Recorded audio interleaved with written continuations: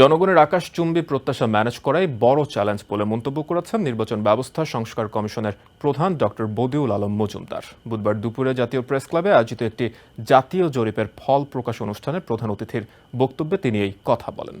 North south ইউনিভার্সিটির এক গবেষণায় দেখা গেছে, অন্তর্বর্তীকালীন সরকারের মেয়াদ 2 বছর বা তার কম সময় হওয়া উচিত বলে মনে করছেন বাংলাদেশের 53% ভোটার।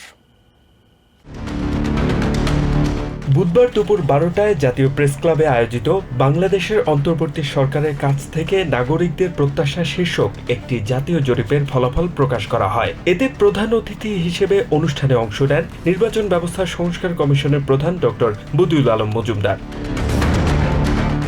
অনুষ্ঠানে তিনি বলেন, বাংলাদেশের মানুষের মধ্যে যে আকাশচুম্বী প্রত্যাশা তৈরি হয়েছে, এই সরকারের পক্ষে তা ম্যানেজ করাই বড় চ্যালেঞ্জ। জনগণ নির্বাচনী সংস্কার চায় যাতে একটি সুষ্ঠু নির্বাচন অনুষ্ঠিত হয় উল্লেখ করে নির্বাচনী ব্যবস্থা সংস্কার কমিশনের প্রধান আরো বলেন, দেশের নির্বাচনী ব্যবস্থা ভেঙে পড়েছে, এটিকে নির্বাসনে পাঠিয়ে দেওয়া হয়েছে।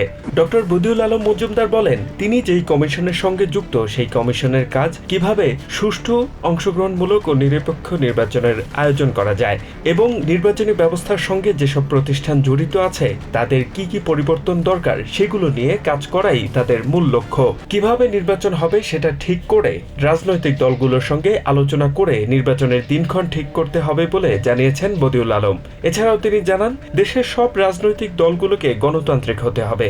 তত্ত্বাবধায়ক সরকারের আমলের নির্বাচনগুলো নিয়ে কিছুটা প্রশ্ন থাকলেও সেগুলো নিরপেক্ষ হয়েছে বলেও মন্তব্য করেন তিনি। H A. Mataullah, TVN 24 news desk.